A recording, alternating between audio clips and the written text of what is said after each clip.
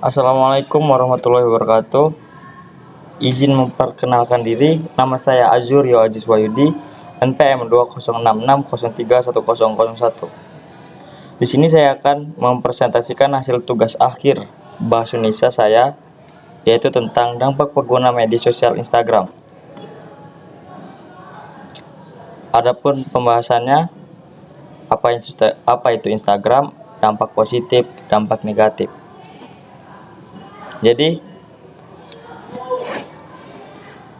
apa itu Instagram? Instagram adalah sebuah aplikasi berbagi foto yang memungkinkan pengguna mengambil foto, menerapkan filter digital, dan membagikannya ke berbagai layanan jejaring sosial, termasuk milik Instagram sendiri.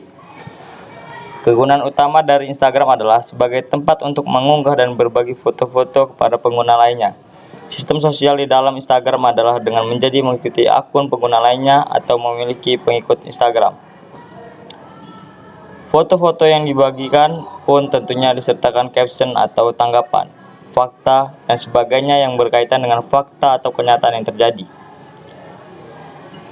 Atau terkadang berdasarkan sudut pandang pemilik beberapa pihak.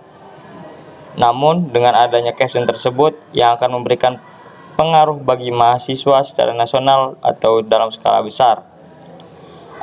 Apalagi dengan mudahnya akses Instagram oleh seluruh lapisan masyarakat, khususnya mahasiswa, pesatnya perkembangan teknologi informasi dan komunikasi seperti media sosial menyebabkan terjadi perubahan secara cepat di mana-mana. Media sosial sedikit demi sedikit membawa masuk masyarakat ke suatu pola budaya yang baru dan mulai menentukan pola pikir serta budaya perilaku masyarakat.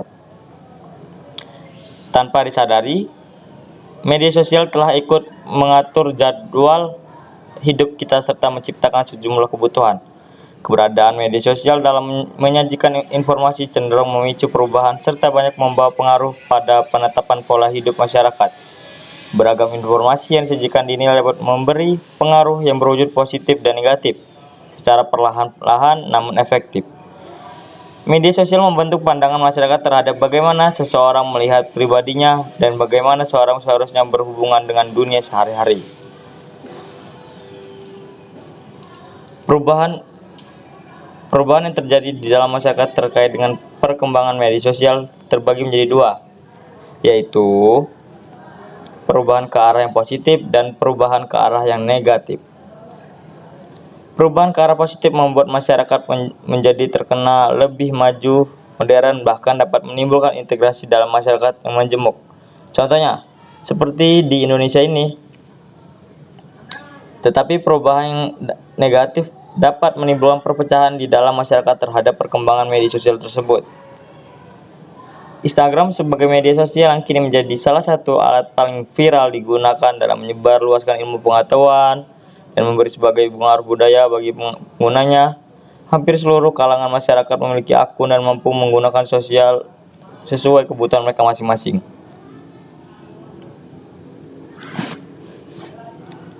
Lanjut, dampak positif. Jadi, dampak positif dari penggunaan Instagram itu ialah hal-hal positif terhadap pengguna media sosial di kalangan mahasiswa adalah dengan terjadinya integrasi dan progres dalam kehidupan mahasiswa.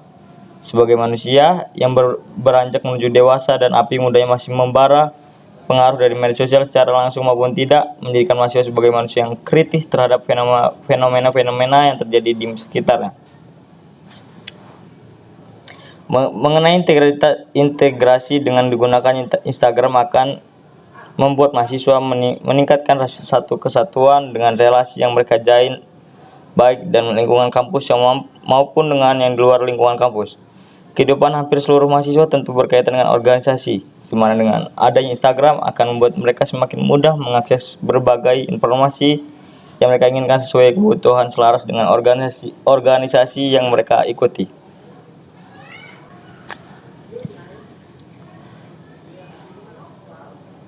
Selain dari integrasi yang tercipta dengan adanya media sosial, dampak negatif pun ikut mengiringi. Penggunaan Instagram di kalangan mahasiswa tidak selalu akan menimbulkan rasa satu kesatuan di antara mereka. Malah terkadang dapat menjadi bumerang untuk memecah belah mereka yang telah bergabung dalam suatu organisasi yang sama. Kembali dicontohkan dengan studi kasus mahasiswa yang bergabung dalam Badan Eksekutif Mahasiswa atau disingkat BEM. Beberapa bulan terakhir, BEM menjadi sorotan baik di kalangan mahasiswa, bahkan di kalangan masyarakat luas.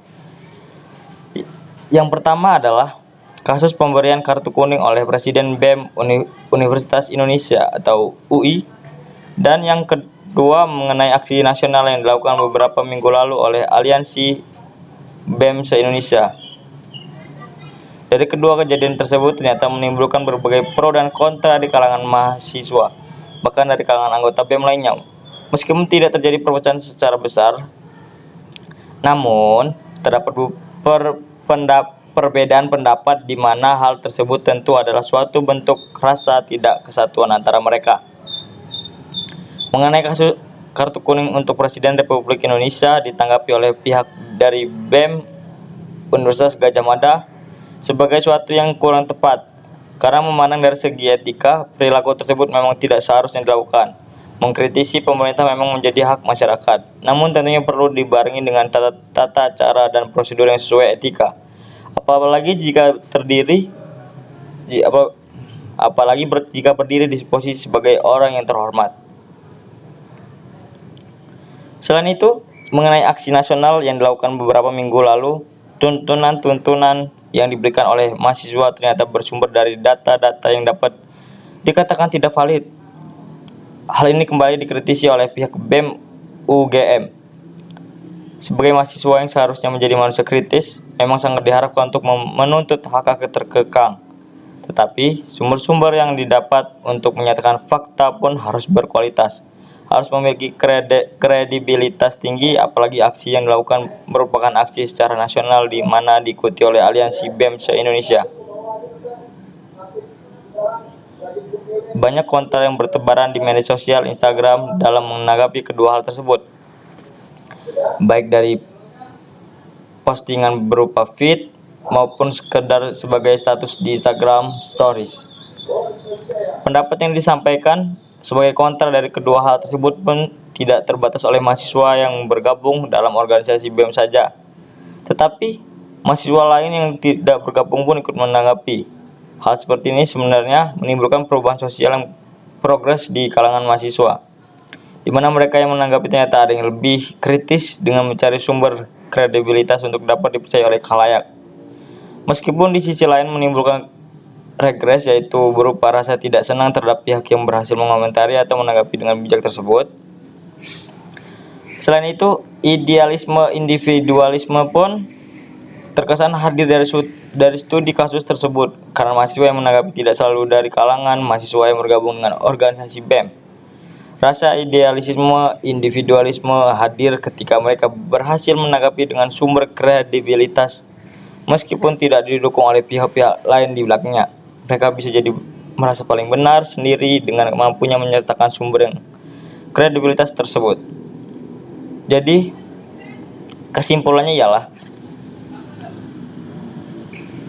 dalam pengguna media sosial Instagram di kalangan mahasiswa khususnya yang bergabung dalam organisasi BEM memiliki dampak positif dan negatif.